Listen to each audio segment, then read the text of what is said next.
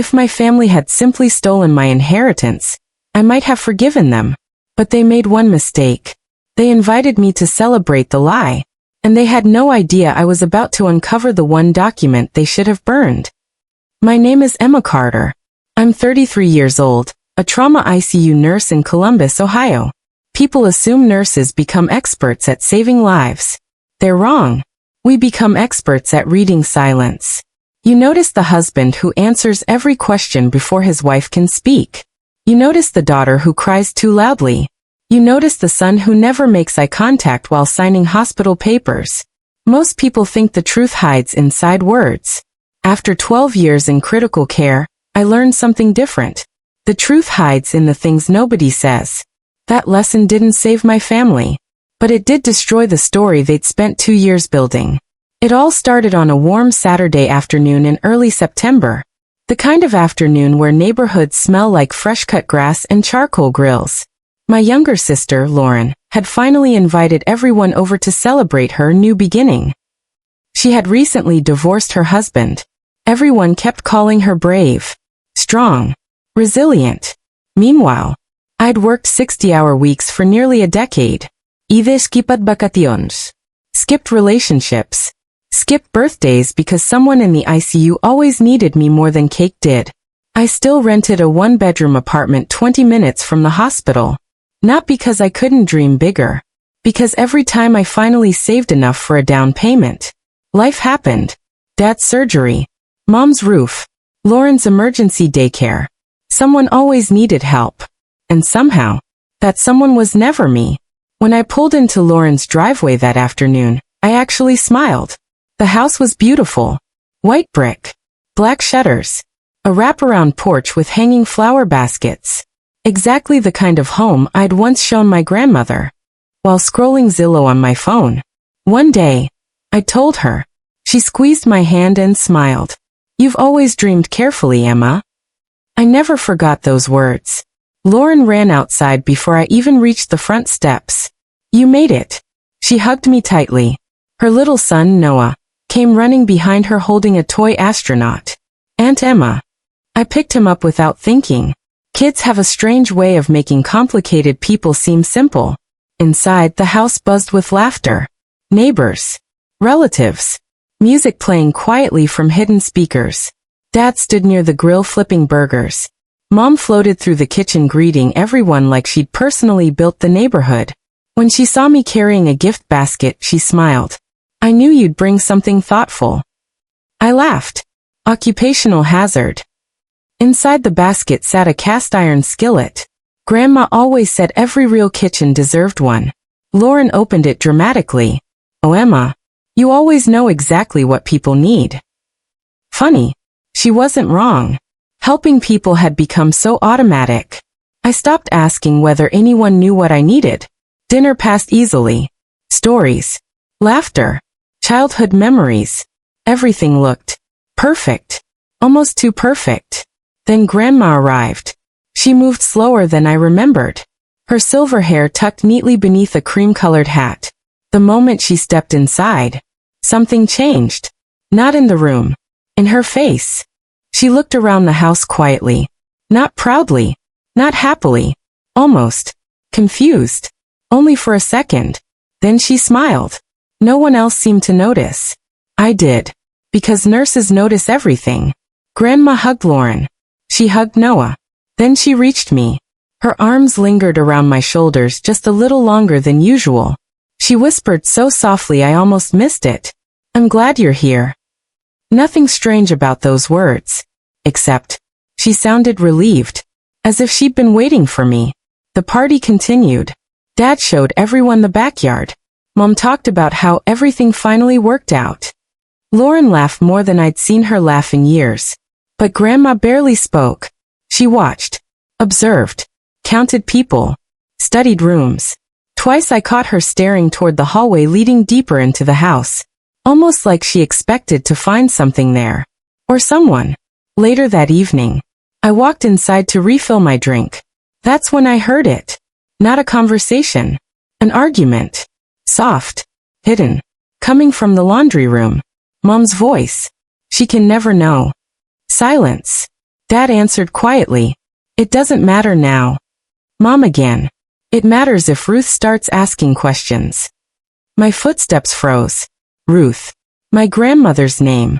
Before I could hear another word, the laundry room door opened. Mom smiled instantly. The kind of smile people practice before opening the front door. There you are, she said. Everyone's wondering where you disappeared. I smiled back, but something inside me didn't, because for the first time all day, I wasn't thinking about Lauren's beautiful new house. I was thinking about one question. What exactly wasn't I supposed to know? That night, I drove home believing I'd simply overheard an awkward family conversation. I had no idea. Within 48 hours, one unopened envelope would reveal a betrayal so carefully planned. It had stolen far more than money. And once I opened it, there would be no going back. The next morning, I barely slept. Not because I'd heard my parents whispering, because of the way my grandmother had looked at that house. People fake smiles. Confusion is much harder to fake. I worked the night shift that Sunday. Trauma never waits for family drama. By 6 that evening, I was helping stabilize a construction worker who'd fallen nearly 30 feet. Broken ribs. Collapsed lung. Internal bleeding. The monitor screamed while the surgical team rushed him upstairs. For 12 straight hours, I didn't think about my family until my phone vibrated during my lunch break. Grandma. I smiled before answering. Morning, Grandma. Silence. Then, Emma. Her voice sounded smaller than usual. I need your help. I immediately sat up. What happened? I can't explain over the phone. Another pause. Can you come by tomorrow? There was something underneath her words. Not fear. Regret. I'll be there. She thanked me, but before hanging up, she said something strange. Don't tell your mother. The line went dead. I stared at my phone for several seconds. Grandma had never asked me to keep secrets from Mom. Not once. Monday afternoon. I drove 40 minutes to her little farmhouse outside Lancaster. She'd lived there ever since Grandpa passed away. The place looked exactly the same. White fence. Blue mailbox. Wind chimes dancing softly on the porch. Home. Grandma opened the door before I even knocked. You look tired. So do you. She smiled. That's because neither of us slept. Inside. She made tea the same way she'd done since I was 5. No ruse. No wasted movement. Almost as if she was buying herself time. Finally, she reached into a kitchen drawer.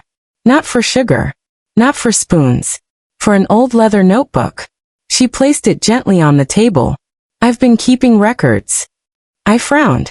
What kind of records? Everything. She pushed the notebook toward me.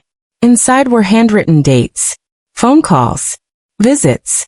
Money she'd given family members over nearly 20 years. Every dollar. Every reason. Every promise. I looked up.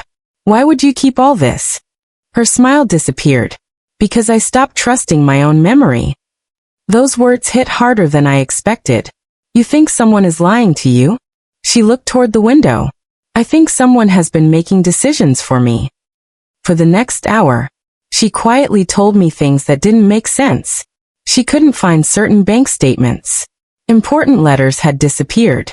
Appointments she never remembered canceling had somehow been canceled anyway.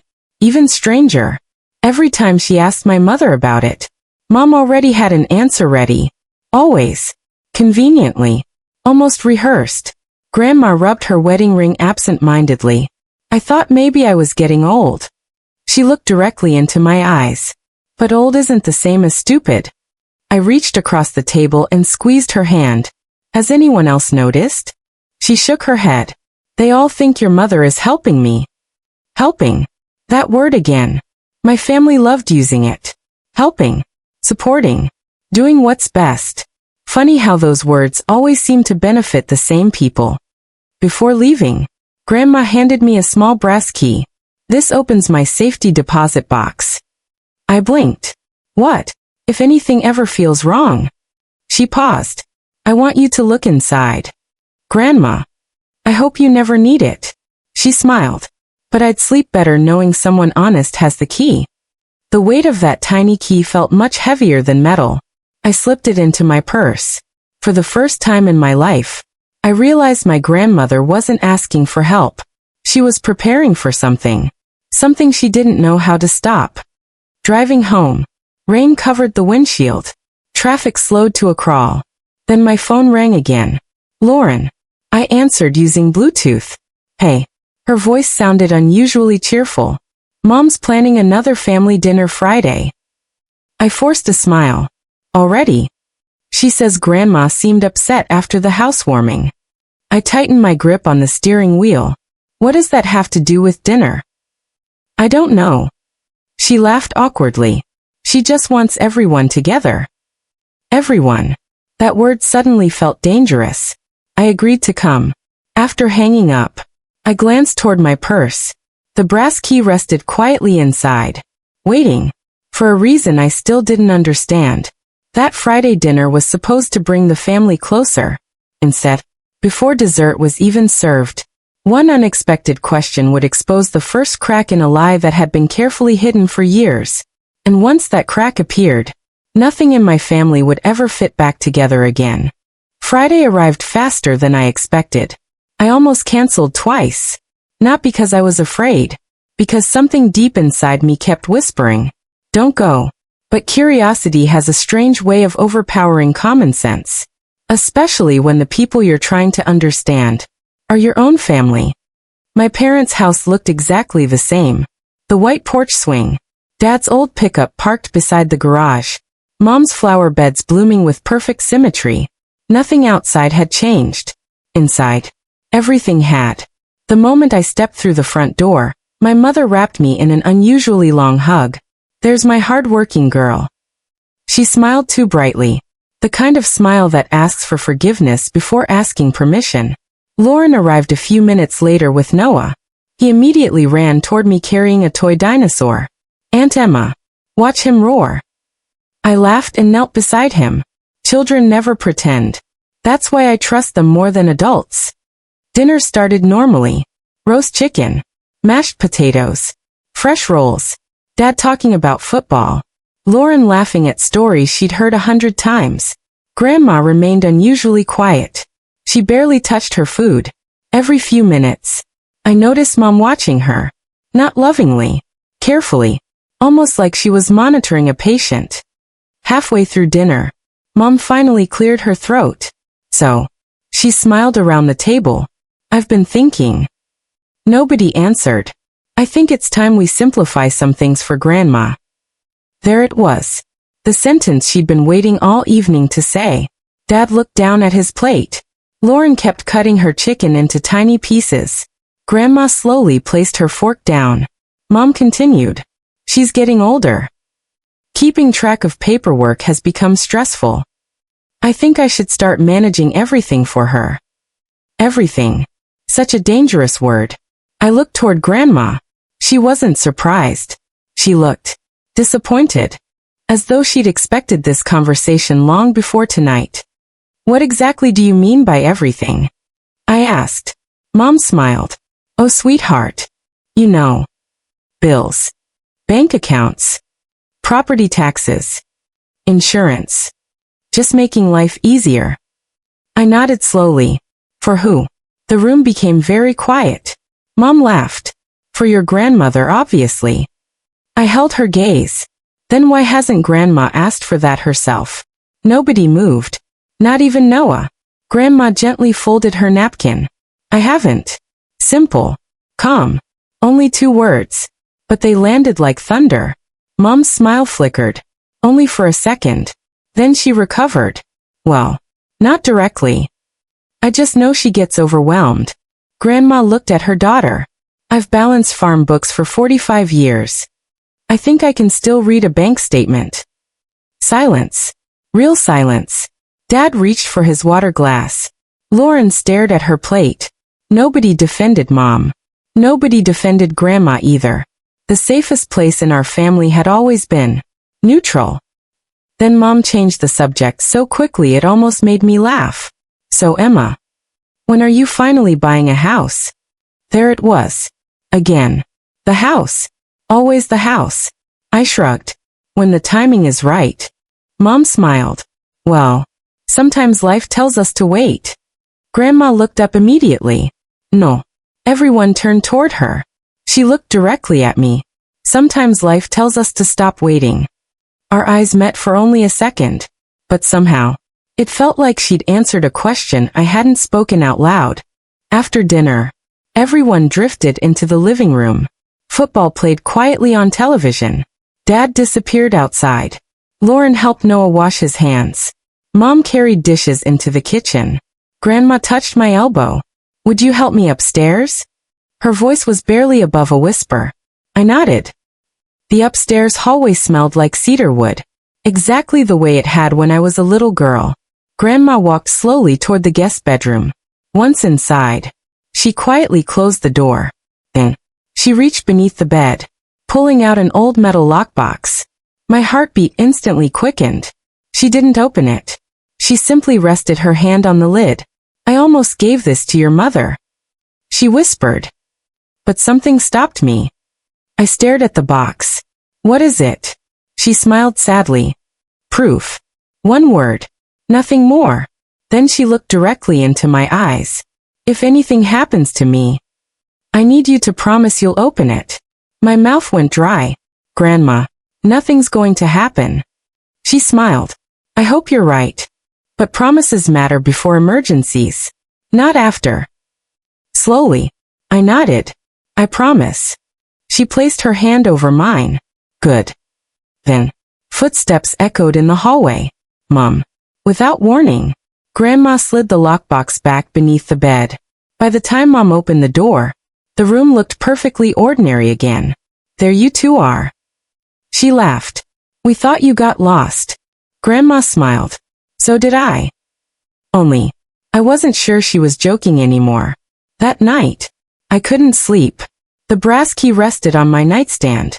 My grandmother's notebook lay beside it. And one thought kept repeating inside my head. If there was nothing to hide, why was everyone so afraid of paper? The next morning, at exactly 9:17 a.m., my phone rang. The caller ID showed my grandmother's name, but the voice on the other end wasn't hers. And within the next 60 seconds, I would realize that whatever my family was hiding had just become far more dangerous. The call came at exactly 9:17 the next morning. I remember the time because I had just poured my first cup of coffee before another 12-hour shift. Grandma's name flashed across my phone. I smiled automatically. Good morning, Grandma. For a second, there was nothing. No breathing. No background noise. Then a woman spoke. Is this Emma Carter? Every muscle in my body tightened. Yes, who's this? My name is Linda. I'm the branch manager at Fairfield Community Bank. My stomach dropped. We have your grandmother here. I stood so fast my coffee spilled across the counter. What happened? She's all right. The woman paused. Physically. But she's very upset. She specifically asked us to call you. Not your mother. Not your father. Me. 25 minutes later, I pushed through the glass doors of the bank. Grandma sat quietly in a small office. Her purse rested on her lap, both hands wrapped tightly around it. She looked smaller. The moment she saw me, she smiled with obvious relief. There you are. I knelt beside her. What happened? She looked toward the bank manager before answering. I came to check my safety deposit box. And her voice barely rose above a whisper. Someone's already been inside. The room suddenly felt colder. Linda opened a folder. Mrs. Carter authorized another person on the account several months ago. I frowned. Who? Grandma answered before Linda could. Your mother. I slowly turned toward Grandma. Did you authorize that? She stared back at me. I don't remember doing it. Linda carefully slid a document across the desk. We're required to keep authorization forms. I picked it up. There it was. Grand-mère signature. At least, it looked like her signature. Something about it felt wrong. Not fake. Forced. Shaky. Like someone signing while exhausted. Grandma looked at it for several long seconds. Then quietly whispered, I don't remember signing this. Linda continued carefully. 3 visits have been made to the box. All by Carol. Within the last 4 months. 3 visits. Grandma looked confused. I haven't opened that box in over a year. Nobody spoke. The silence said enough. Linda unlocked another drawer. We documented every visit. She handed me photocopies. Dates. Times. Entry logs. Everything. Each visit signed by my mother. Perfect handwriting.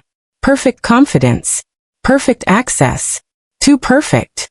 Grandma closed her eyes. I trusted her. She wasn't crying. She sounded embarrassed. Somehow. That hurt even more. Linda excused herself to give us privacy. The office door quietly closed. Grandma reached into her purse, then slowly placed another envelope in front of me. This wasn't in the box. I frowned. What is it? I found it yesterday. In Grandpa's desk. It was old. Yellowed. My grandfather's handwriting covered the front. Only 4 words. For Emma. When she's ready. I stared at it. My heartbeat echoed in my ears. Grandma. She gently pushed it closer. I think today is the day. For several seconds. I couldn't move. Then. I carefully opened the envelope. Inside. Was a folded letter. And a small brass key. Not the one she'd already given me. A different key. Smaller. Older. Attached to a faded paper tag. Storage Unit 118. I looked up. What's this? Grandma slowly shook her head. I don't know. Your grandfather rented that storage unit years before he died. He always said. She smiled sadly. Some truths need time before they're useful. A chill ran down my spine. Grandpa had been gone almost 9 years. What truth could still be waiting? I unfolded the letter. The paper cracked softly with age. The first sentence stopped me cold. Emma, if you're reading this, someone has finally started asking the questions I hoped you'd never have to ask. I looked at Grandma. She was watching me carefully, almost nervously. Keep reading, she whispered. My eyes moved to the next paragraph. Your mother doesn't know this place exists. Neither does anyone else. If you ever feel like this family is asking you to doubt yourself, go there first. Trust what you can touch, not what you're told. I stopped reading. The room suddenly felt much smaller. Grandpa had written this nearly a decade ago. How could he possibly have known? Unless this wasn't the first time our family had hidden something. // as we walked out of the bank. I looked down at the tiny storage key resting in my palm. I had no idea what waited behind Unit 118. But one thing had become painfully clear. Whatever my grandfather had hidden, he never intended my mother to find it. And before the day was over, I was going to discover exactly why. I expected the storage facility to be abandoned. Instead, it sat on the edge of town, surrounded by tall oak trees and a chain-link fence that had clearly seen better days. The faded sign read, Buckeye Self-Storage. Nothing about it looked important. Nothing about it suggested it had been protecting one man's secrets for nearly a decade. Grandma looked at me. Are you sure you want to do this today? I looked down at Grandpa's letter again. If he waited 9 years for someone to find this, I can wait another hour. She smiled. Your grandfather always said curiosity runs in our family. I couldn't help smiling back. Apparently he forgot to mention paranoia. The office manager was an older man named Carl. He checked Grandpa's rental records. His eyebrows lifted. I haven't seen this unit opened in years. He disappeared into the back office before returning with another key, still active. Someone's been paying the annual fee automatically. I frowned. Who? Carl shook his head. Bank transfer. No name attached. Someone had quietly kept this place alive for nearly a decade. Why? Unit 118 stood near the back of the property. Dust covered the metal door. Spider webs stretched across one corner. It honestly looked forgotten.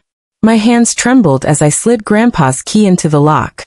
The mechanism resisted. And click. The heavy door rolled upward. Dust floated through the afternoon sunlight. Inside. No furniture. No old clothes. No family keepsakes. Just 6 identical gray archive boxes stacked neatly against the wall. Each one carried a handwritten label. Year 1. Year 2. Year 3. Year 4. Year 5. Year 6. Grandma stared silently. I've never seen any of this. Neither had I. I opened the first box. Tax returns. Property records. Insurance files. Canceled checks. Everything perfectly organized. Grandpa had labeled every folder by month. Every receipt. Every signature. Every payment. He hadn't stored memories. He'd stored evidence. The second box held something stranger. Photographs. Hundreds of them. Family birthdays. Christmas mornings. Graduations. Vacations. At first, they looked ordinary. Until I noticed something. Every photo had handwritten notes on the back. Small observations. Dates. Locations. Sometimes even conversations. Grandpa wasn't collecting photographs. He was documenting history. Like he expected someone would eventually question it. Halfway through the third box, something slipped onto the floor.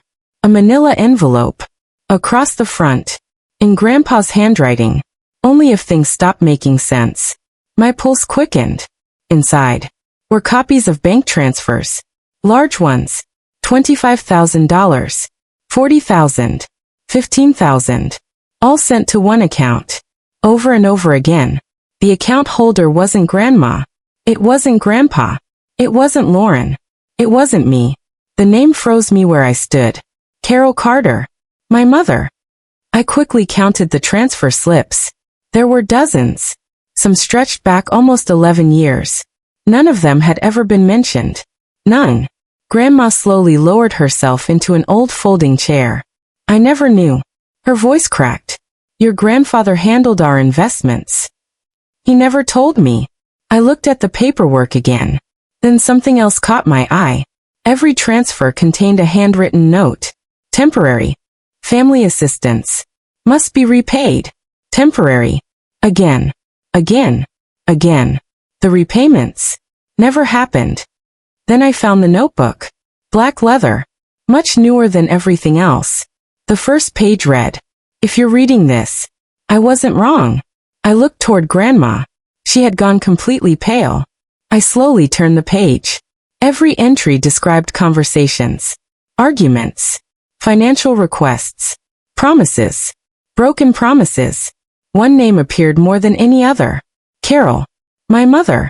Page after page. Grandpa had quietly documented every loan he gave her. Every excuse. Every promise to repay. Every time she insisted. It'll only be for a few months.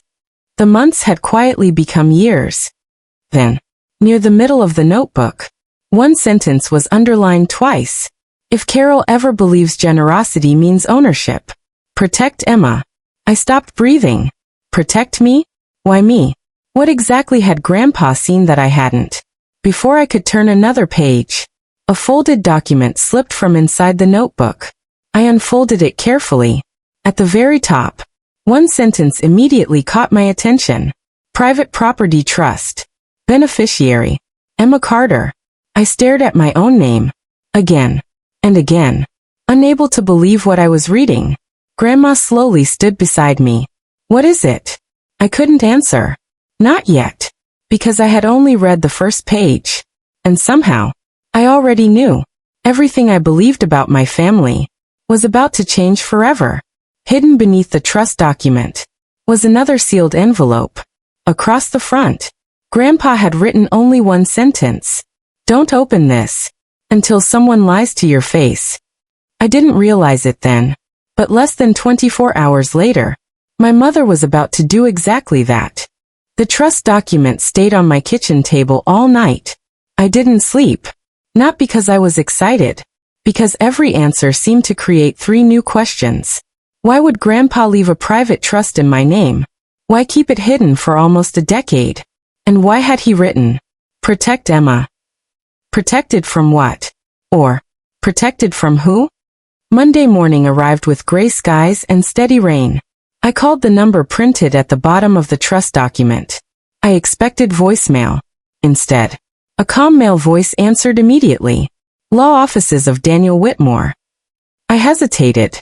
Hi, my name is Emma Carter. Silence. Just for a second. Then, I've been expecting your call. Every hair on my arm stood up. What? Miss Carter. His voice remained calm. Would you be available this afternoon? I believe your grandfather wanted us to meet under very specific circumstances. At exactly 2 o'clock, I parked outside a red brick law office in downtown Columbus. Nothing about the building looked extraordinary. No giant sign. No luxury lobby. Just quiet professionalism. The receptionist smiled warmly. You must be Emma. I frowned. How did you? Mr. Whitmore has had your file prepared for several years. Prepared. For several years. The words echoed inside my head. She led me into a conference room. A few moments later, a tall man in his early 60s entered carrying 2 thick folders. Silver hair. Navy suit. Calm eyes. He extended his hand. Emma. I'm Daniel Whitmore. I represented your grandfather for nearly 20 years. We shook hands. His grip was steady. Not overly firm. Not rehearsed.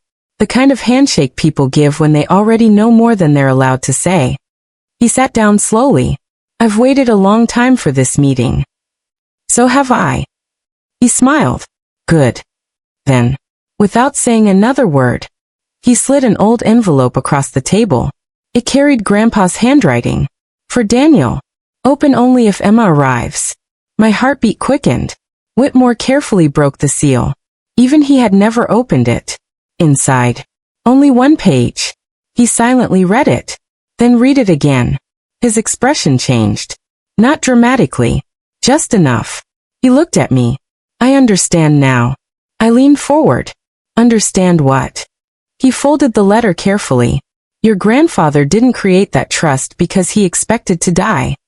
He created it because he expected someone to challenge his wishes. The room suddenly felt smaller. Whitmore opened one of the folders.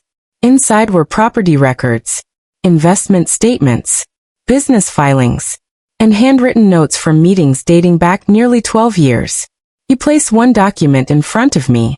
Do you recognize this address? I looked down. 214 Willow Creek Road. Lauren's house. The same house where we'd celebrated only days ago. I've been there. Whitmore nodded. Who do you believe owns it? My sister. He slowly shook his head. No. I frowned. What do you mean? The property was never legally transferred to Lauren. I blinked. But she lives there. Yes. And she believes she owns it. Another pause. But legally. He turned the document toward me. The title remains inside a family trust. I stared at the paperwork. Grandpa's signature. County records. Everything official. Everything real. So why would everyone think Lauren owns it? Whitmore looked directly into my eyes. Because someone wanted your family to believe that. He stood and walked toward a filing cabinet. After unlocking it, he removed another folder. Thinner. Red. Across the front. One word. Confidential.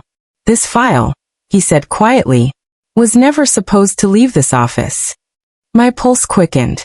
Then why show me? He smiled sadly. Because according to your grandfather. He opened the folder. Today is the day I stop protecting secrets. And start protecting you. Inside the folder sat copies of emails, bank correspondence, certified letters. Most were addressed to my mother. None had ever reached her. Every single one had been returned unopened. Whitmore noticed my confusion. Your grandfather suspected someone was intercepting his mail during the final year of his life. I stared at him. You think my mother? I don't think. He interrupted gently. I verify. He pointed toward a certified delivery receipt. The signature accepting these letters doesn't belong to your grandfather. I looked closer. The signature belonged to Carol Carter, my mother. I thought discovering the hidden trust would answer everything. Instead, it proved something far worse. Someone hadn't simply lied to my family. Someone had spent years controlling what my grandfather was allowed to see. and what he was never supposed to know. But the biggest secret was still sitting inside one unopened red folder. And Daniel Whitmore wasn't sure I was ready to see it. Daniel Whitmore rested his hand on the red folder for several long seconds. He didn't open it immediately. Instead, he looked directly at me. Emma, once you read what's inside this file, you won't be able to see your family the same way again. I swallowed hard. I don't think I already do. For the first time that afternoon, he smiled. A sut smile. The strongest clients I've ever represented usually say that. Then, he opened the folder.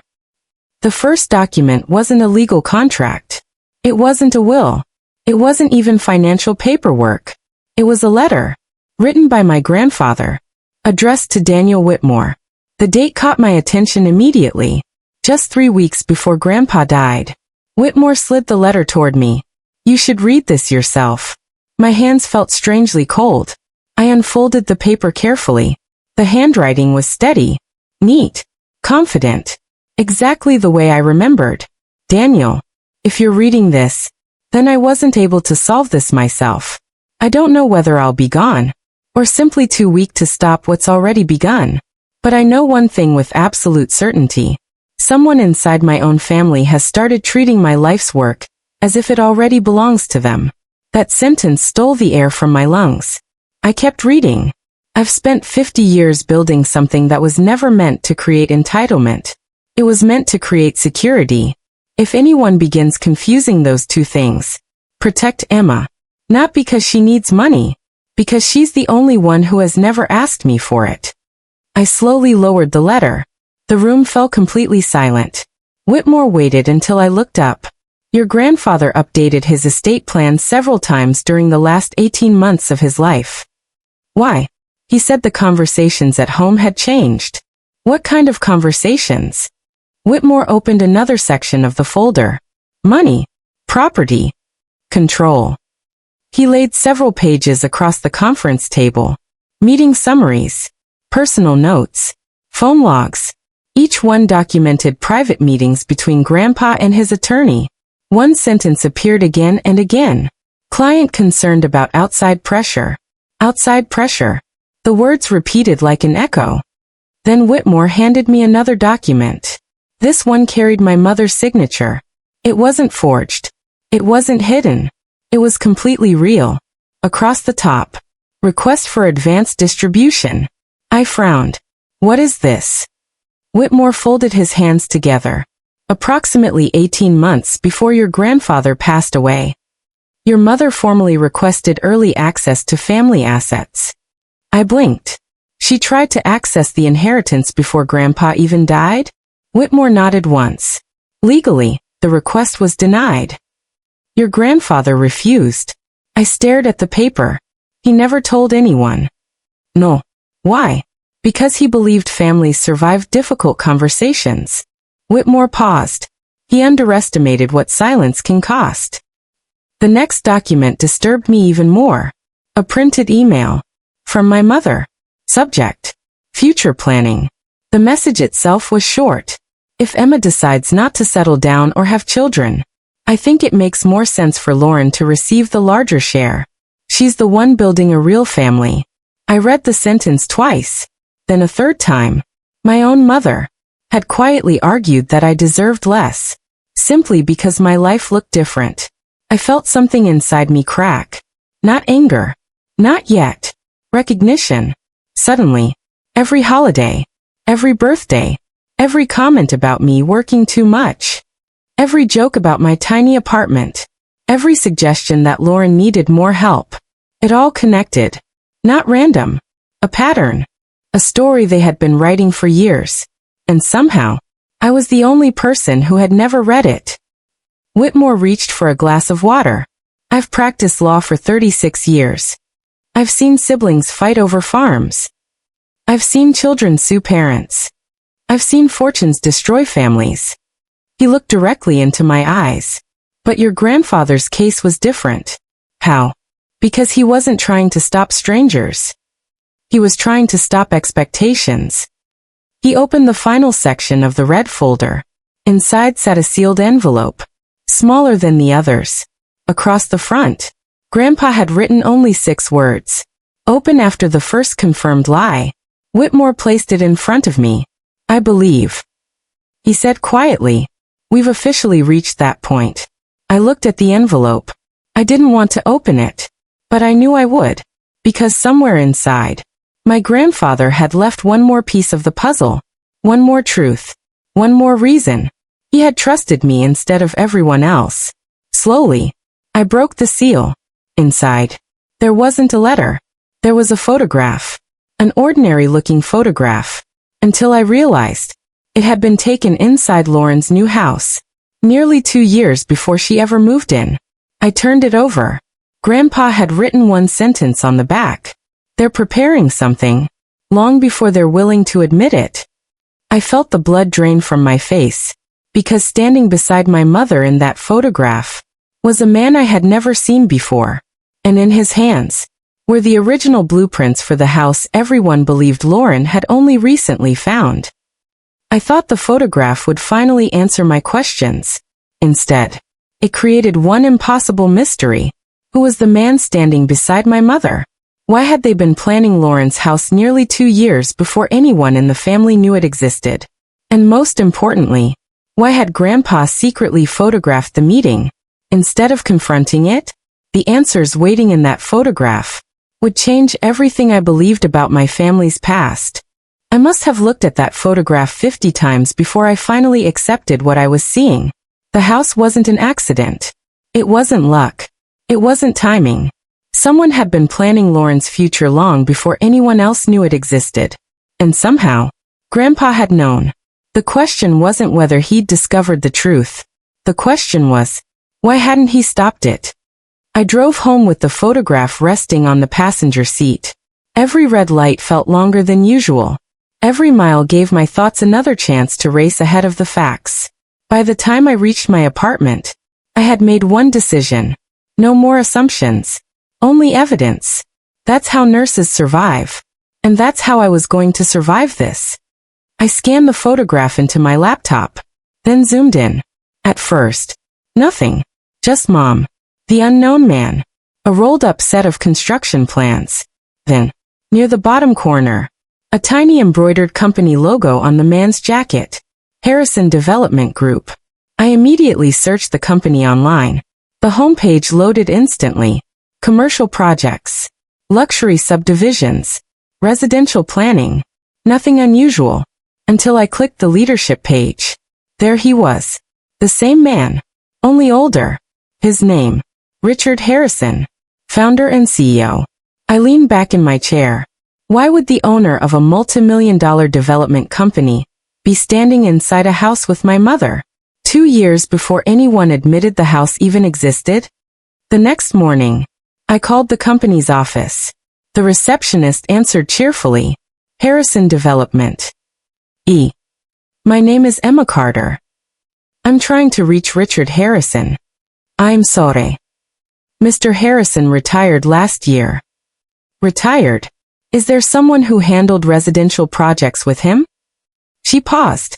That would be our vice president. What is this regarding? I smiled politely.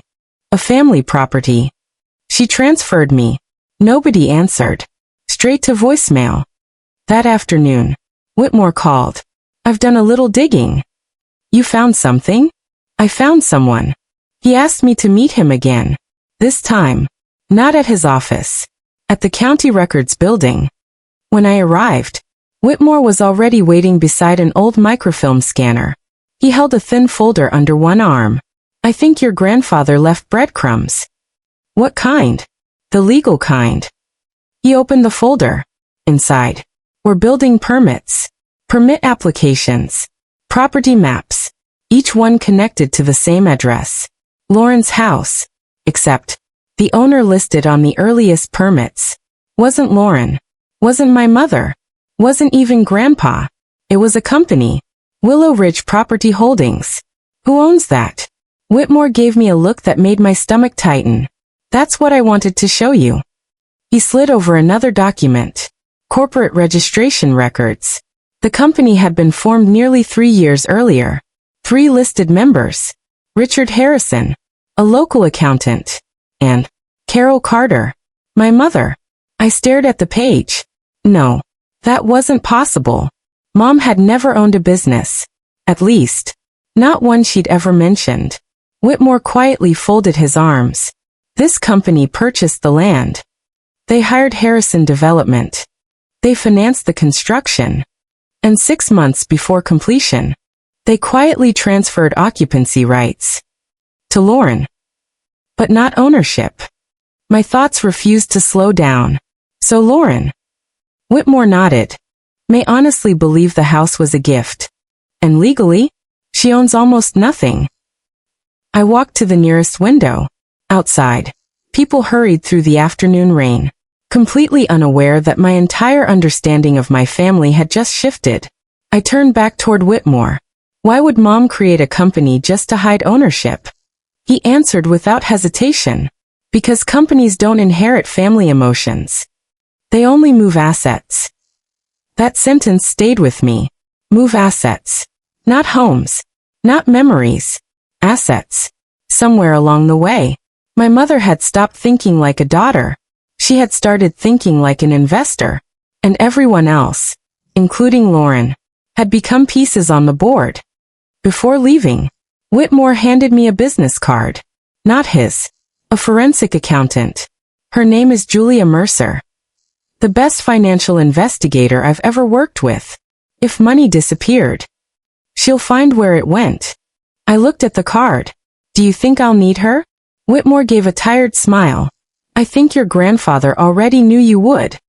That night, I spread every document across my apartment floor.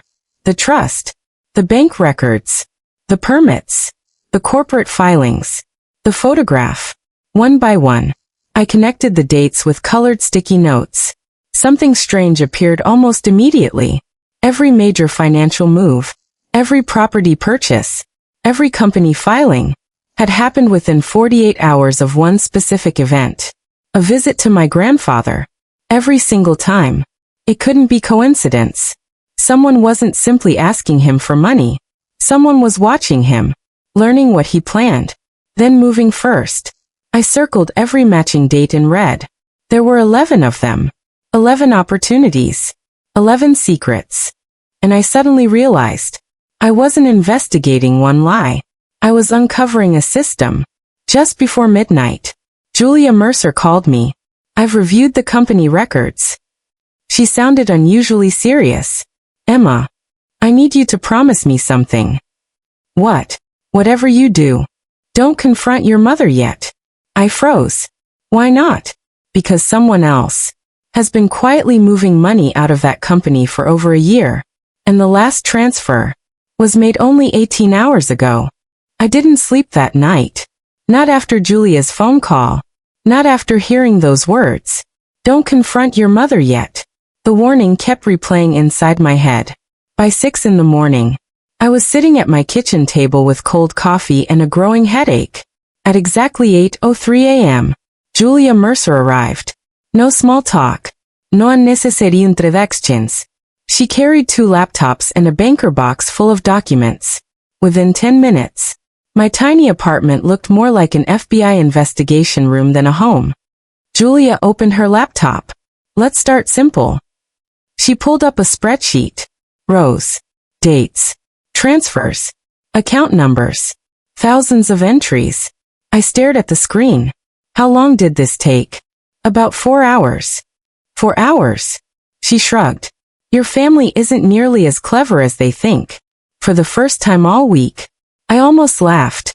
Julia pointed to one account. Willow Ridge Property Holdings, the company my mother helped create. At first, everything looked normal.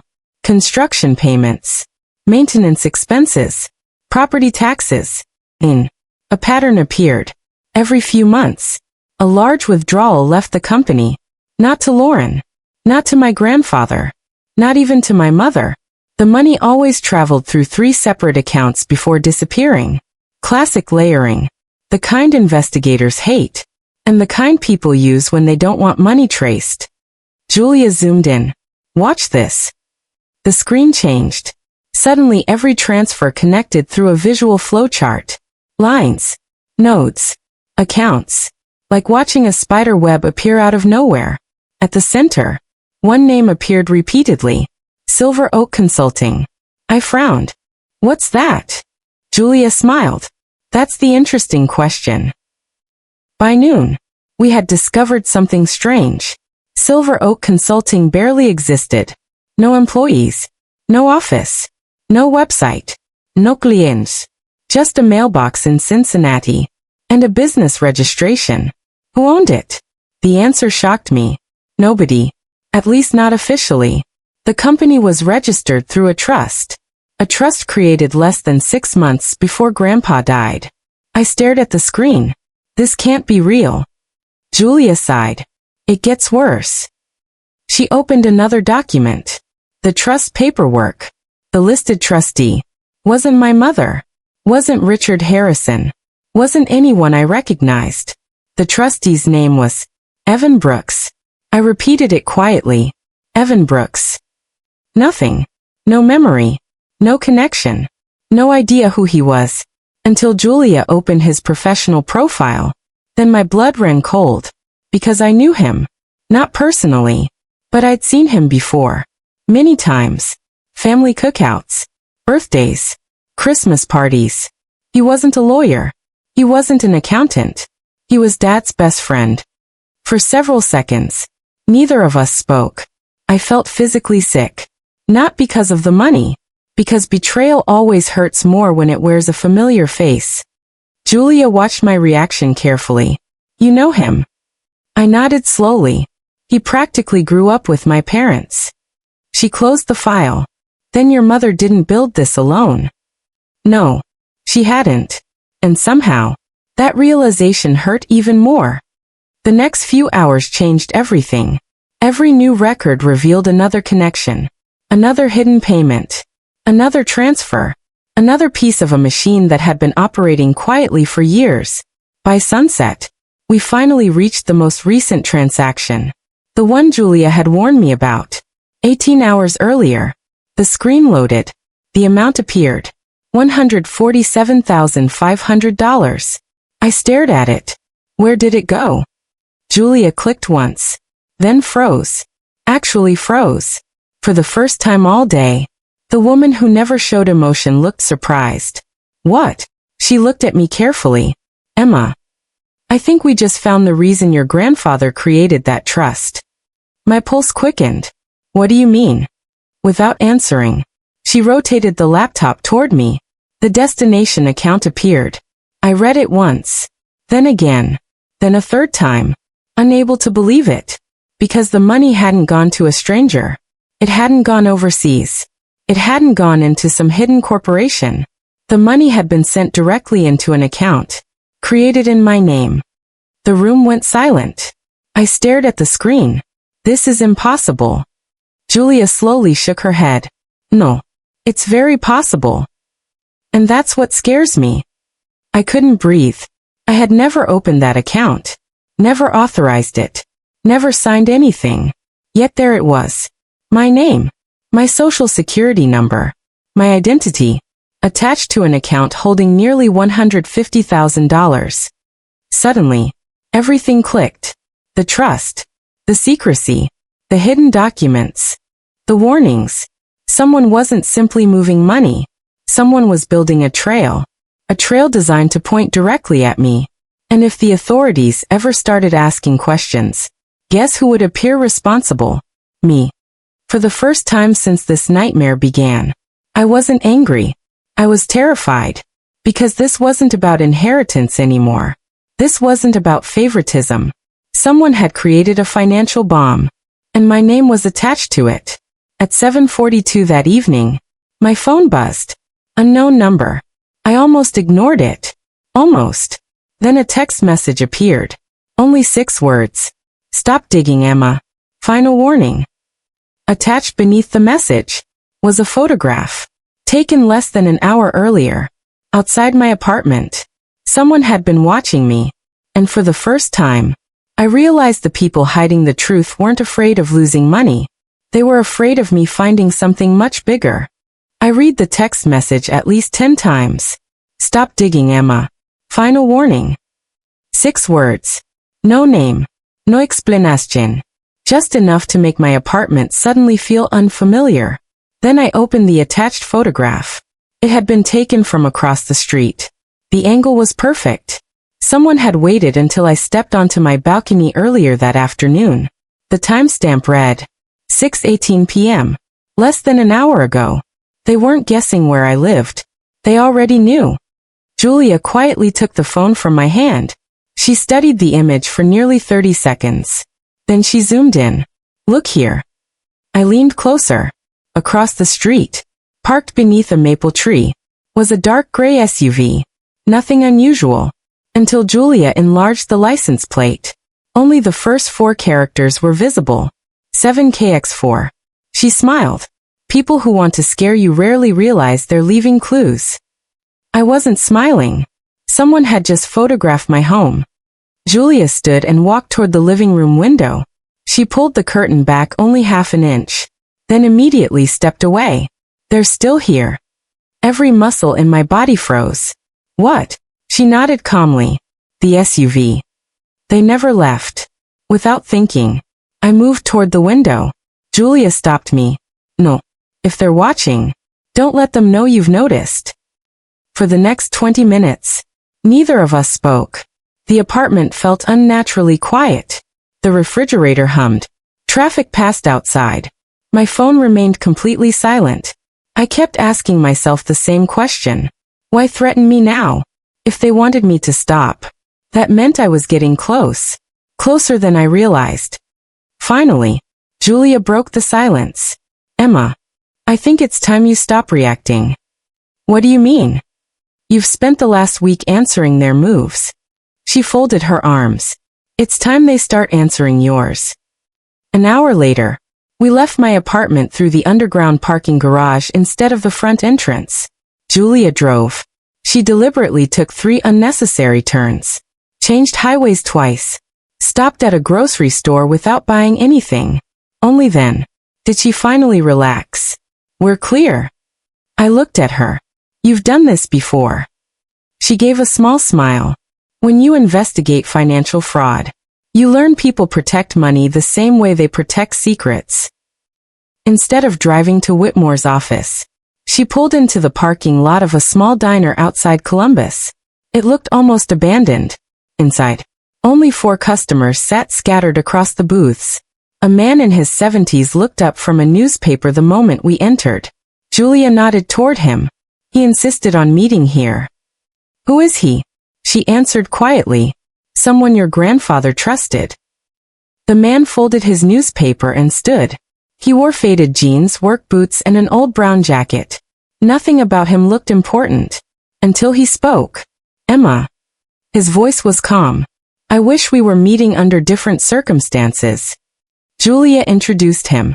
This is Thomas Hale. I searched my memory. Nothing. I don't think we've met. Thomas smiled. No. But I've known who you were since you were 8 years old. That sentence immediately caught my attention. What do you mean? He reached into his jacket pocket and carefully placed an old photograph on the table. I picked it up. It showed Grandpa, Thomas, and me. I couldn't have been older than 8. We were standing beside a fishing lake. I had no memory of it. Thomas pointed toward Grandpa. He made me promise something that day. What promise? That if anything ever happened to him, I'd help you finish what he couldn't. I looked at Julia. She didn't seem surprised. You knew about this? She nodded once. Daniel Whitmore told me yesterday. Thomas leaned forward. Your grandfather wasn't afraid of dying. He was afraid of leaving you unprepared. Prepared. For what? Thomas removed another item from his jacket. A small digital recorder. Old. Scratched. Still working. He placed it gently on the table. Your grandfather gave me this 6 months before he passed. I stared at it. What's on it? I've never listened. What? He told me. Thomas looked directly into my eyes. Only Emma opens this. My heart pounded. The recorder suddenly felt heavier than the trust documents. He slid it across the table. It's yours. For several seconds, Nobody moved. Finally, I picked it up. There was only one audio file. Dated 43 days before Grandpa died. My thumb hovered over the play button. Thomas quietly stopped me. Not here. I frowned. Why? Because if your grandfather was right. He looked toward the diner window. Someone may already know this recorder exists. We left through separate exits. Thomas disappeared into the evening crowd. Julia drove me home without saying much. Halfway there, she finally spoke. Emma, I've been doing this work for almost 20 years. I've seen accountants steal millions. I've seen siblings destroy each other over land. But I've never seen someone build a protection plan that lasted nearly a decade. I looked down at the recorder resting in my lap. Grandpa hadn't just expected trouble. He had expected. That night, I finally pressed play. For 3 full seconds, there was only static. Then, my grandfather's voice filled the room. Emma, if you're hearing this, then I was right about your mother. Those 8 words changed everything. My thumb hovered over the play button for nearly a minute. The apartment felt unnaturally quiet. Outside, rain tapped softly against the windows. Inside, my heart was beating loud enough to drown out everything else. Finally, I pressed play. For 3 long seconds. Only static. Then, a familiar voice. Older, tired, but unmistakable. Emma, if you're listening to this, then I was right. I closed my eyes. It had been 9 years since I'd heard Grandpa's voice. For a moment, I wasn't 33 years old. I was 10 again, standing beside him on the back porch while he taught me how to tie a fishing knot. I hope I'm wrong about one thing. I hope your mother found her way back. A long pause.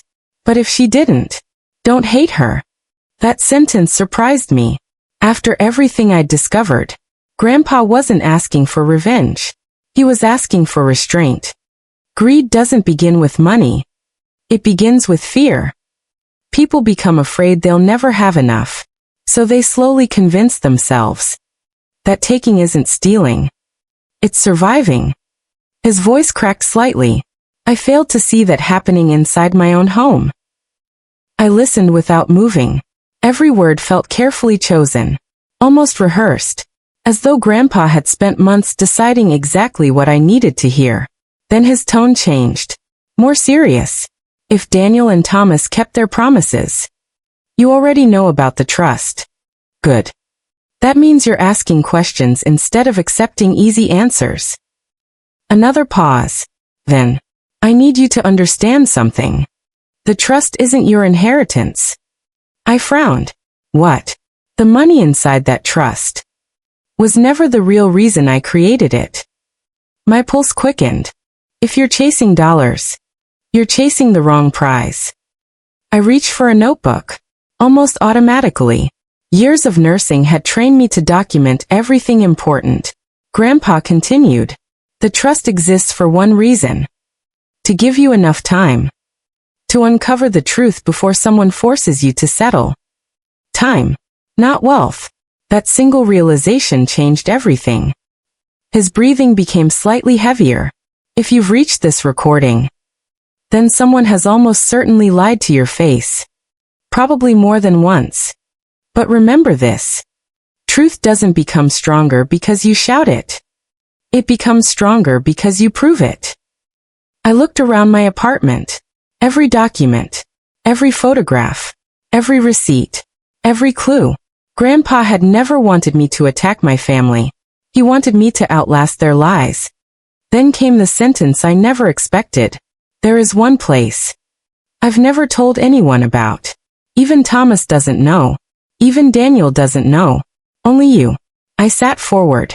If you're ready, go to Blackstone Farm. The name meant nothing to me. It's no longer a farm. It hasn't been one for years. But beneath the old machine shed, there's something I prayed you'd never need.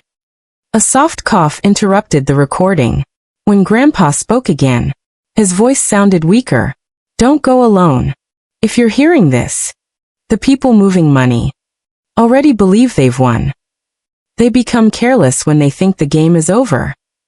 That's when you watch. That's when you learn. And only then do you move. The recording ended. No dramatic music. No final goodbye. Just silence. I stared at the recorder for several minutes. I realized something strange. Grandpa hadn't spent 15 minutes talking about money. He'd spent 15 minutes teaching me how to think. The next morning, Julia and Whitmore arrived at my apartment. I played the recording from the beginning. Neither of them interrupted. When it finished, Daniel slowly removed his glasses. I wondered why he never told me about Blackstone. Julia looked thoughtful. Maybe because he didn't want a lawyer finding it. He wanted his granddaughter. Thomas arrived an hour later. For the first time since meeting him, he looked genuinely surprised. I've known Harold for 42 years. He never once mentioned Blackstone Farm. Daniel nodded. That means whatever is there was never meant to become evidence. It was meant to become understanding. We spread a county map across the dining table. Julia searched old satellite records. Thomas compared property boundaries. Daniel opened archived tax maps. Finally, Julia found it. Blackstone Farm. Abandoned nearly 16 years earlier. Located almost 40 miles outside Columbus. Current owner. Unknown. No active business. No recent inspections. No utilities. On paper, it barely existed, which made it the perfect place to hide something. Before anyone could speak, my phone vibrated. Unknown number. Again. This time, it wasn't a text. It was voicemail. Only 9 seconds long. I pressed play. A man's voice. Calm. Cold. You've opened the wrong door, Emma. The message ended. No name. No number. No explanation. Only one sound remained after he stopped talking. A train horn. Very faint. Very distant. Thomas immediately looked up. I know that sound. Everyone turned toward him. Blackstone Farm. Used to sit less than half a mile from an abandoned freight line. The room fell silent. Someone hadn't just threatened me. Someone knew exactly where I was going. Which meant one terrifying thing. They weren't following me anymore. They were waiting for me. The next sunrise. The four of us drove toward Blackstone Farm. None of us knew what waited beneath the old machine shed. But Grandpa had hidden it for nearly a decade. And if he was right, the truth buried there wasn't just powerful enough to expose my family. It was powerful enough to explain why someone was now willing to threaten my life to keep it hidden. The drive to Blackstone Farm took just under an hour. None of us talked much. Julia focused on the road. Daniel reviewed Grandpa's notes one last time. Thomas stared silently out the passenger window. As for me, I kept replaying Grandpa's recording. They become careless when they think the game is over. Those words didn't sound like advice anymore. They sounded like instructions. The GPS lost signal almost 10 miles before we arrived. The paved road turned into gravel. Then dirt. Finally, a narrow trail barely wide enough for one vehicle. Tall weeds brushed against both sides of Julia's SUV. It felt less like we were driving somewhere, and more like we were disappearing. Blackstone Farm looked exactly as abandoned as the county records suggested. The farmhouse leaned slightly to one side. Broken windows reflected the morning sun. An old windmill stood frozen, its blades rusted into place. Nature had been reclaiming the property for years. Only one structure still looked unusually solid. The machine shed. A faded red building sitting alone behind the house. Thomas parked beside it. For several seconds, nobody opened their door. It wasn't fear. It was respect. Grandpa had protected this place for nearly a decade. Now, it was our turn to discover why. The lock on the shed had rusted shut years ago. Thomas cut it with a portable bolt cutter. The heavy door groaned as it rolled upward. Dust drifted through the beams of sunlight. Old farming equipment filled most of the building. A broken tractor. Shelves lined with worn-out tools. Nothing looked valuable. Nothing looked suspicious. Julia slowly walked around the perimeter. Grandpa said. Beneath the old machine shed. Daniel knelt beside the cracked concrete floor. There has to be another entrance. For almost 20 minutes, We searched every corner. Nothing. No hidden doors. No luose boards. No trapdoor. I began wondering if time had simply destroyed whatever Grandpa had hidden. Then, I noticed something strange. One section of the concrete floor was cleaner than the rest. Not spotless. Just less dusty. Almost as if it had been disturbed years ago. I crouched beside it. The edge formed a perfect square. 4 feet by 4 feet. Thomas. He walked over. What is it? I pointed toward the floor. This doesn't belong. Without a word, he grabbed a pry bar from the wall. It took both of us nearly 5 minutes to lift the concrete panel. When it finally moved, cold air rushed upward. Everyone stepped back. Beneath the panel, a narrow steel staircase disappeared into darkness. Julia switched on her flashlight. The beam revealed concrete walls below. This wasn't built by a farmer. Daniel nodded. No. It was built to last. One by one, we climbed down. The temperature dropped immediately. At the bottom, the staircase opened into a surprisingly clean underground room. It wasn't large, maybe 20 feet across, but it had electricity. Old fluorescent lights still hung from the ceiling. Thomas found the breaker panel. With one click, the room came alive. I stopped breathing. Metal filing cabinets lined one wall. Bookshelves covered another. A workbench stood in the center. And mounted above it, hung a framed photograph of Grandpa, smiling, almost as if he'd been waiting for us. Julia slowly turned in a circle. This isn't a storage room. Daniel whispered the words before I could. It's an archive. Everything was labeled. Every cabinet. Every shelf. Every binder. My grandfather hadn't hidden chaos. He'd hidden order. Years of it. On the workbench sat a sealed envelope. Across the front, only one sentence. Emma, if you're standing here, you chose truth over comfort. I carefully opened it. Inside, a handwritten note. No more than a single page. Emma, if you've reached this room, then you've already learned enough to know that greed wasn't the beginning. It was only the symptom. The real disease was control. People who control information eventually believe they control reality. That's why I never argued. I documented. That's why I never accused. I prepared. And that's why this room exists. Not to punish anyone. To make denial impossible. Tears blurred my vision. Even after everything, Grandpa still wasn't trying to destroy anyone. He wanted the truth to speak for itself. Julia opened the nearest filing cabinet. Inside, hundreds of folders, each arranged by year, each containing bank statements, letters, property surveys, meeting notes, photographs, even audio tapes. Daniel carefully lifted one binder from the shelf. His eyes widened. Emma, you need to see this. Across the cover, in Grandpa's handwriting, one title, Project Legacy. I slowly opened it. The first page wasn't financial.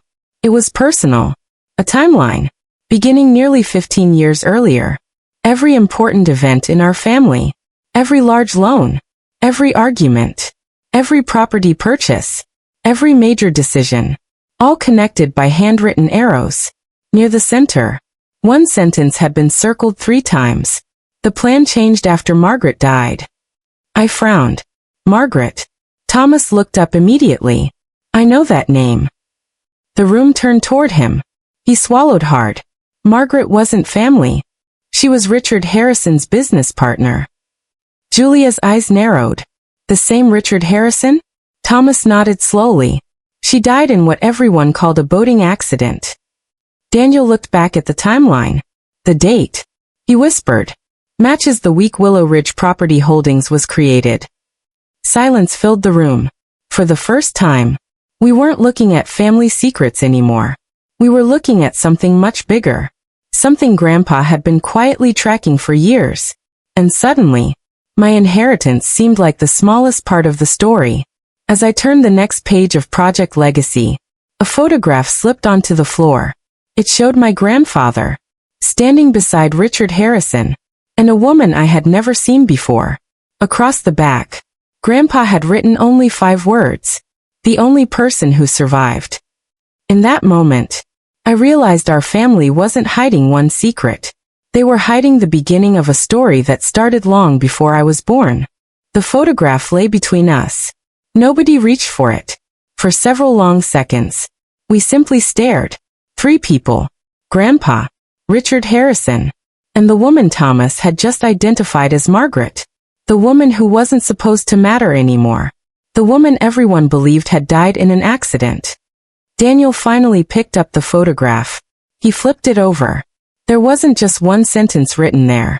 Beneath Grandpa's handwriting, another note appeared in faded blue ink. A date. June 14th. 3 weeks before Margaret's death. Julia frowned. That's not Grandpa's handwriting. Thomas adjusted his glasses. No. It's hers. Everyone looked at him. You recognize it? Thomas nodded slowly. Margaret handled every contract Richard Harrison signed. I saw her handwriting hundreds of times. He pointed to the corner of the photograph. There, almost hidden beneath a fingerprint, Margaret had written 3 words. Don't trust Richard. The room fell silent. Not because the message was shocking, because someone had written it, knowing she might never get another chance. Julia immediately opened her laptop. Within minutes she was searching archived newspaper records. After several searches, one article finally appeared. Local businesswoman dies in boating accident. A small photograph. Margaret smiling beside a lake. The article described the tragedy as an unfortunate accident. No investigation. No suspicion. No follow-up. Just another local headline that disappeared after a few days. Daniel leaned closer to the screen. Read the last paragraph. Julia did. Ms. Collins was expected to testify in an upcoming civil property dispute before her unexpected passing. I looked at Daniel. Testify about what? He answered quietly. That's exactly what someone made sure nobody ever asked. Thomas slowly opened another drawer inside the archive cabinet. More folders. More neatly labeled evidence. One file immediately caught his attention. Margaret Collins. Inside. Employment contracts. Letters. Meeting notes.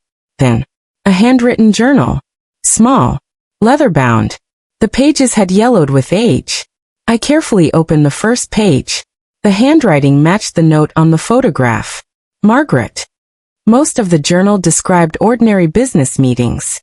Land purchases. Construction schedules. Investor discussion. Nothing unusual. Until the final entries. Everything changed. Richard isn't building houses anymore. He's building ownership. People think they're buying homes. They aren't. They're buying promises. Promises someone else controls. I turned another page. Harold knows something is wrong. He's asking too many questions. I hope he doesn't confront Richard alone. Harold. Grandpa. He'd been involved years before I was even old enough to understand money. Another page. This time the writing looked rushed. If anything happens to me, Richard already has another family willing to continue the plan. The initials only. Cece. My stomach dropped. Carol Carter. My mother. No. The word escaped my mouth before I realized I had spoken. Julia looked at me carefully. We don't know what that means yet. I shook my head. It means Mom knew Richard long before she ever admitted it. Daniel slowly closed the journal. Which also means none of this started with Lauren's house. No. It started years earlier. Long before anyone in my family argued about inheritance. Long before Grandpa created the trust. This wasn't a sudden betrayal. It was a relationship built over time. Thomas continued searching through the cabinet. Near the bottom, he found a locked steel case. Smaller than a briefcase. No label. Only one keyhole. I immediately remembered the second brass key Grandpa had hidden inside the envelope. The one attached to the faded paper tag. My hands trembled as I removed it from my pocket. It fit perfectly. The lock clicked. Inside. Stacks of cassette tapes. Mini DV recordings. External hard drives. Photographs. And one thick envelope marked. Final if necessary. Daniel looked at me. Whatever's in that envelope. Harold believed it was the last resort. I slowly opened it. Inside, a typed affidavit, signed by Grandpa, signed by Margaret, and notarized. The document described secret business agreements that transferred property through shell companies before placing them into trusts controlled by selected family members. One paragraph made my heart stop. If these agreements are ever activated without full disclosure, the appearance of ownership will become more important than legal ownership. The families involved may eventually begin fighting one another, without realizing the assets were never truly theirs to begin with. I looked around the room. Lauren, Mom, Grandpa. Everyone had been arguing over something they never completely owned. They weren't fighting for property. They were fighting over an illusion. Exactly the illusion Richard Harrison had created. Before anyone could process what we'd just read, a loud metallic sound echoed from above us. Clang. Everyone froze. Another sound. Footsteps. Heavy. Moving across the floor of the machine shed. Someone was upstairs. Julia immediately shut off her laptop. Thomas reached for the flashlight. Nobody spoke. The footsteps stopped directly above us. Then, a vehicle door slammed outside. Another. Not one vehicle. Several. Daniel whispered only 4 words. They found the archive. Every light in the underground room suddenly felt too bright. Every breath sounded too loud. And for the first time since this nightmare began, I realized Grandpa hadn't hidden this place because he feared losing his fortune. He hid it because he knew one day, someone would come looking for the truth. And that day had finally arrived. The footsteps above us slowly moved toward the trapdoor. Someone pulled on the hidden hatch. It didn't open. Not yet. But whoever was up there already knew exactly where we were. The next decision we made would determine whether this story ended in justice, or whether Grandpa's archive disappeared forever. Nobody moved. The footsteps above us stopped directly over the hidden hatch. Every breath inside the underground archive suddenly sounded too loud. Thomas slowly switched off his flashlight. Darkness swallowed the room. Only a thin strip of daylight slipped through the edges of the trapdoor above us. Then, a voice echoed through the machine shed. Search every inch. The voice wasn't angry. It wasn't rushed. It was calm. Professional. The kind of voice that belonged to someone who expected people to obey. Another man answered. Richard said the documents have to disappear today. Richard. Not Mr. Harrison. Just Richard. That meant these weren't hired contractors. They were people who had worked with him before. Julia leaned closer to me, barely whispering. They don't know we're down here. Yet. Daniel slowly pointed toward the far wall. There. Hidden behind an old filing cabinet. A narrow steel door. Almost invisible beneath years of dust. Thomas frowned. I've been in this room for 10 minutes. I never noticed that. Grandpa had hidden an escape route inside the hiding place itself. Above us, metal scraped against concrete. Someone had found the edge of the trapdoor. Another loud pull. The hatch shifted slightly. Dust drifted from the ceiling. We didn't have much time. Thomas quietly pushed the filing cabinet aside. The narrow steel door finally became visible. There was no handle, only a circular lock. My heart sank. No key. Daniel looked toward me. The brass key. I froze. The second one? He nodded. The storage key wasn't only for the storage unit. I immediately reached into my jacket. The small brass key Grandpa had hidden years earlier. Fit perfectly. Click. The steel door slowly opened. Cold air rushed through the narrow passage beyond. Julia looked back toward the archive. What about all this? Thousands of documents. Photographs. Recordings. Evidence collected over nearly 15 years. We couldn't carry everything. Daniel answered immediately.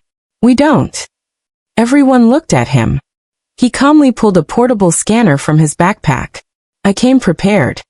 For the next 3 minutes, nobody spoke. We worked. Julia copied hard drives. Thomas packed handwritten journals. Daniel scanned legal files.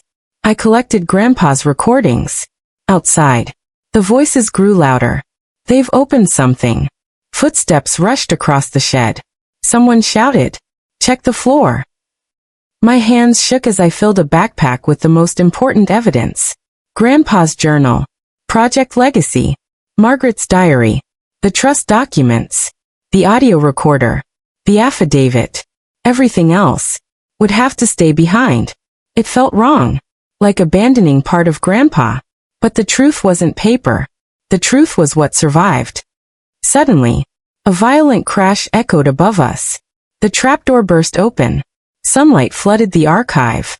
Someone yelled, "Down there!" Julia didn't hesitate. "Move!" We ran. The narrow tunnel forced us into a single line. Thomas first. Then Daniel. Then me. Julia stayed behind. I turned. "What are you doing?" She smiled. "Buying time." Before I could stop her, she grabbed an old lantern from the shelf and threw it toward the opposite side of the archive. The glass shattered. The loud crash echoed through the room. Immediately, several men ran toward the noise, exactly where Julia wanted them. She sprinted after us, slamming the steel escape door shut behind her. Heavy footsteps collided with the other side almost instantly. Someone pounded against the metal. Another shouted, "They're escaping!" But they couldn't open it. Not without the key. The tunnel stretched farther than anyone expected. Concrete walls slowly gave way to old brick. The air smelled damp.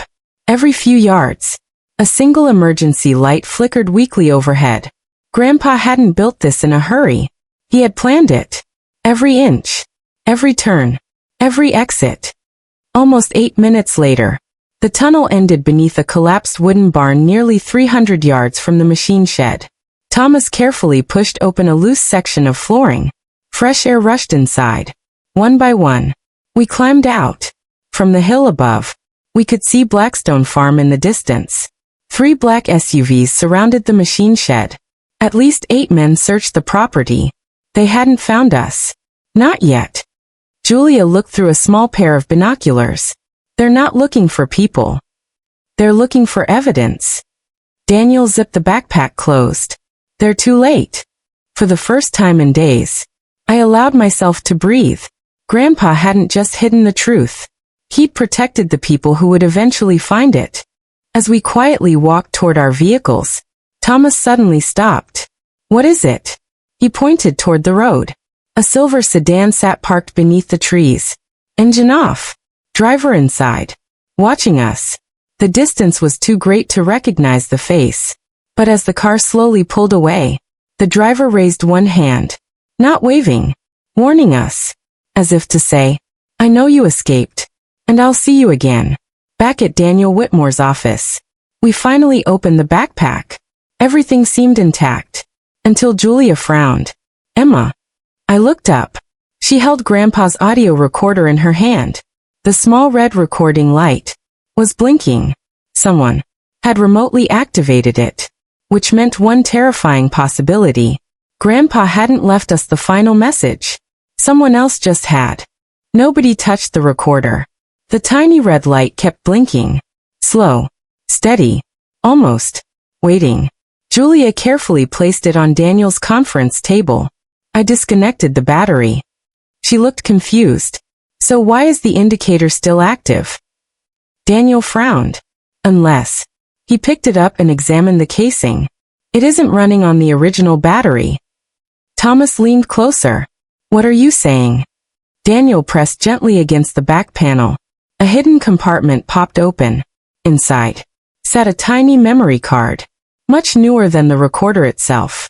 Julia's eyes narrowed. Someone added this recently. Not Grandpa. Someone after him.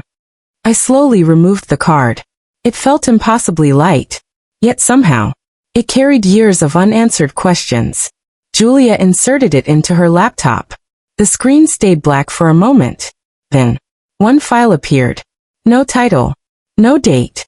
Only 12 minutes long. I clicked play. At first, nothing. Just background noise. Wind. A car engine. Footsteps. Then, 2 familiar voices. The first belonged to Richard Harrison. The second made my stomach turn. My mother. Carol spoke first. "I don't like this anymore." Richard laughed quietly. You liked it well enough when the first property doubled in value. Silence. Then Mom answered. I agreed to protect Lauren. I never agreed to drag Emma into this. I stopped breathing. Emma. My name.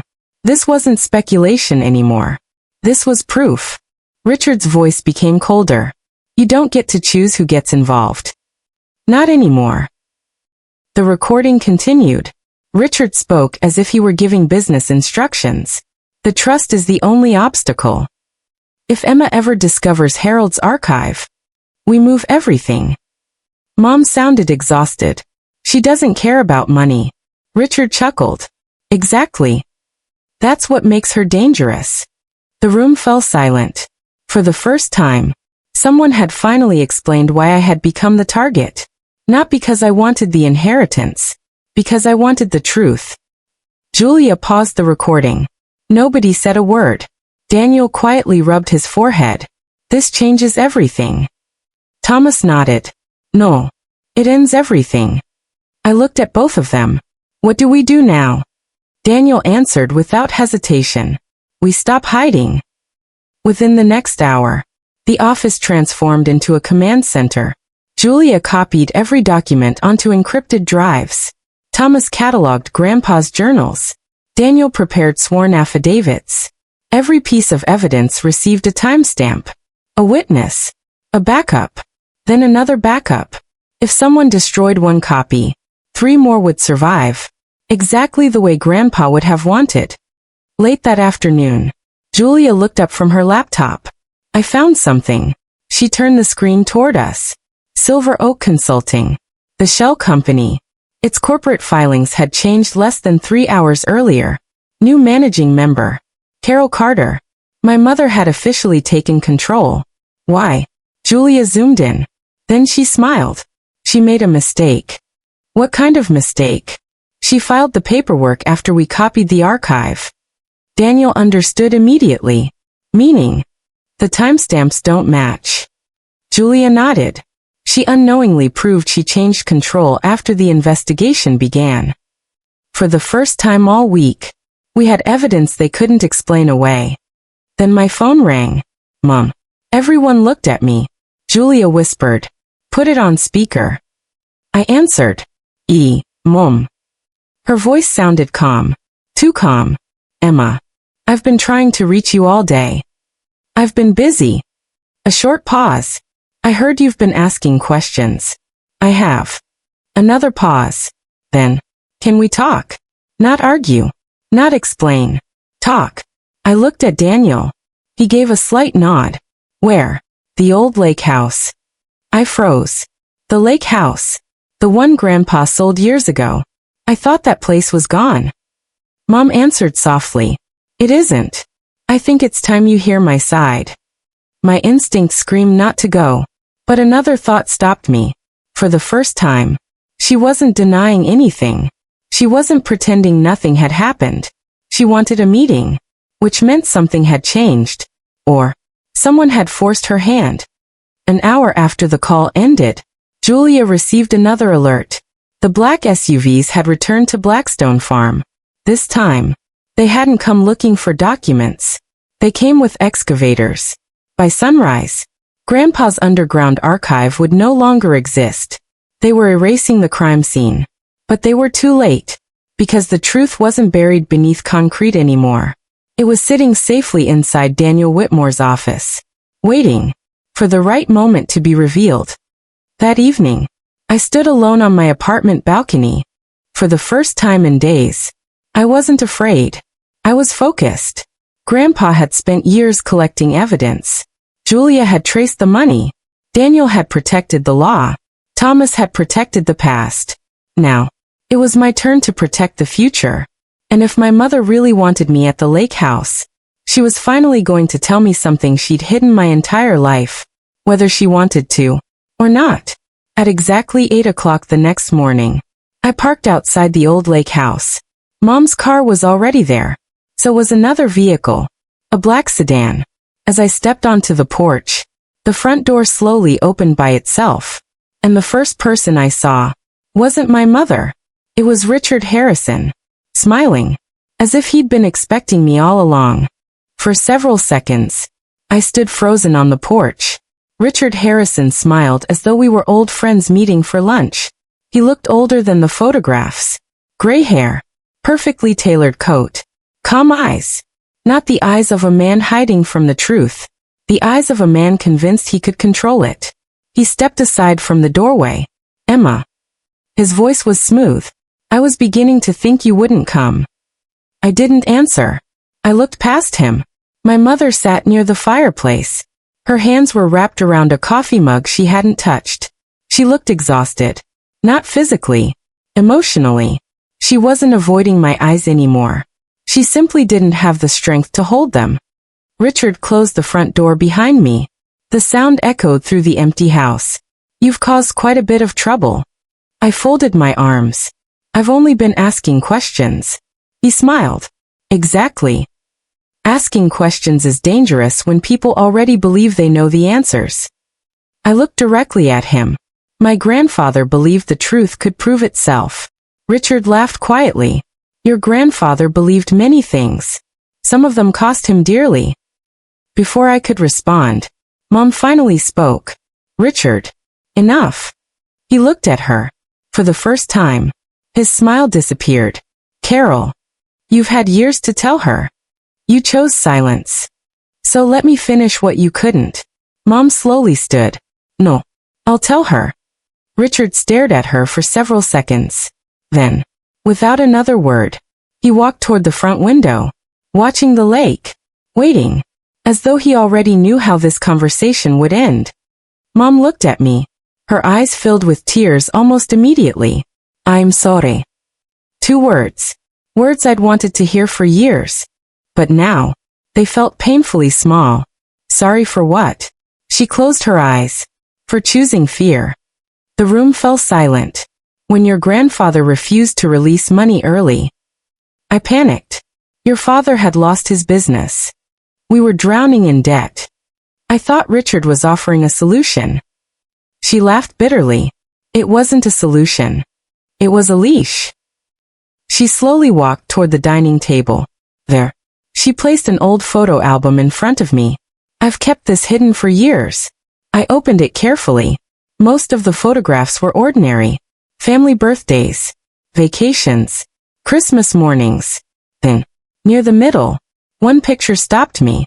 Grandpa, Mom, Richard, and Dad, standing together outside a construction site, smiling.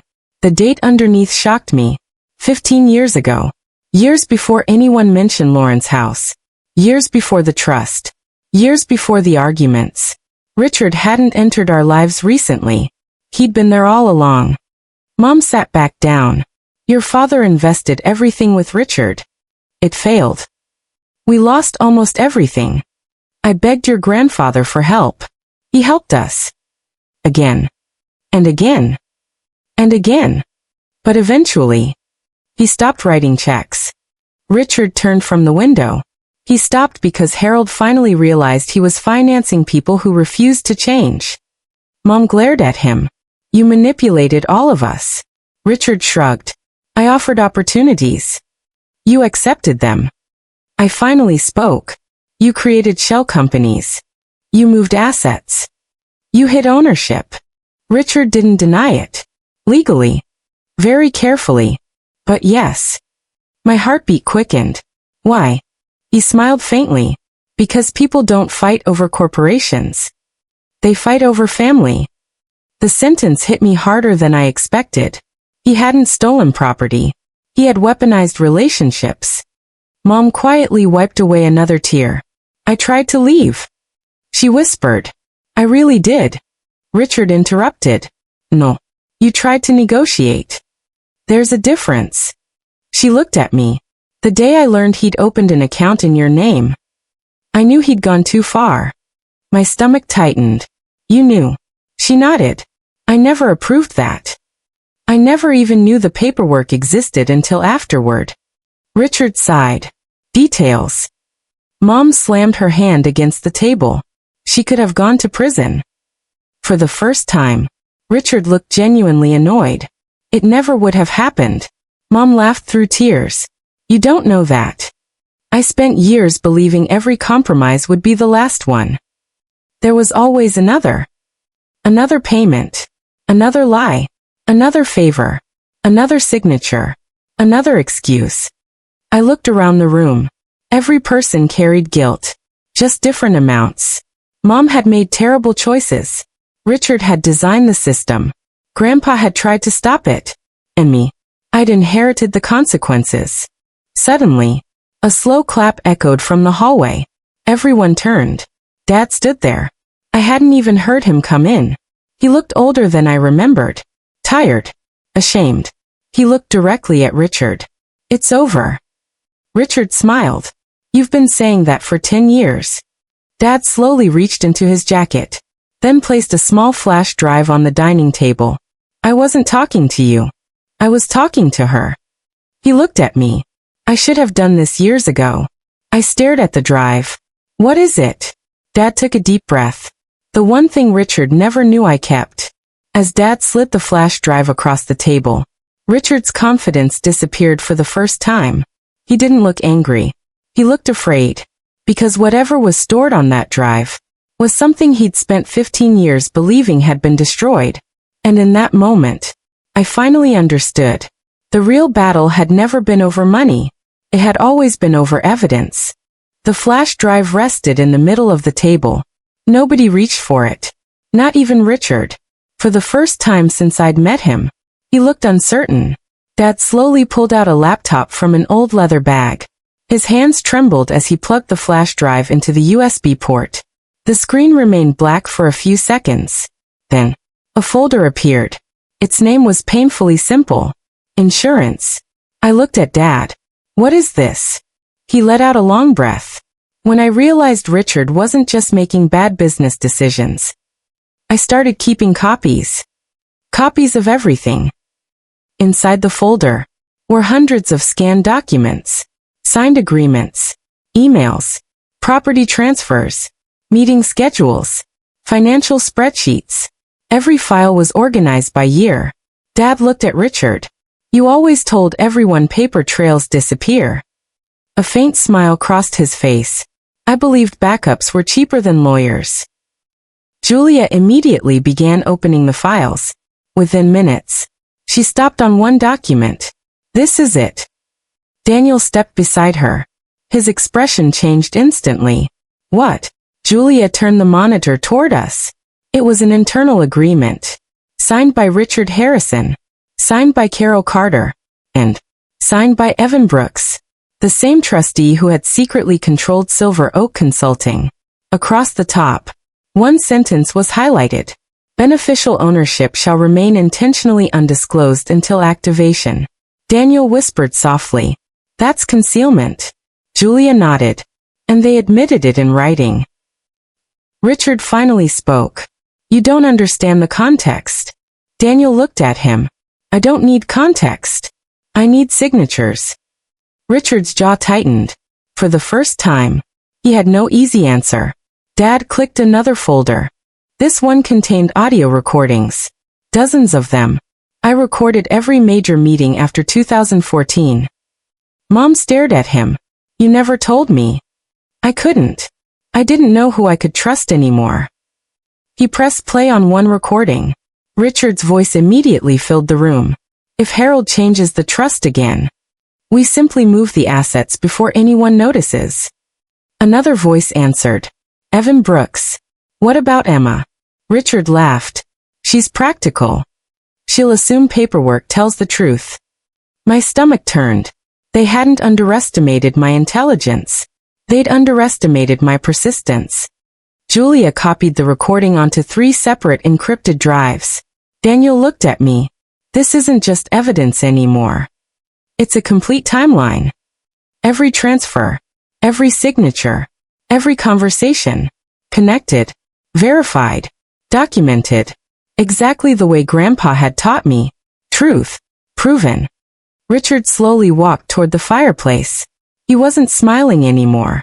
He wasn't pretending anymore. You think you've won. He looked directly at me. But you still don't understand why Harold never exposed me. I answered quietly, because he hoped people could still change. Richard shook his head. No. Because exposing me would have destroyed your family.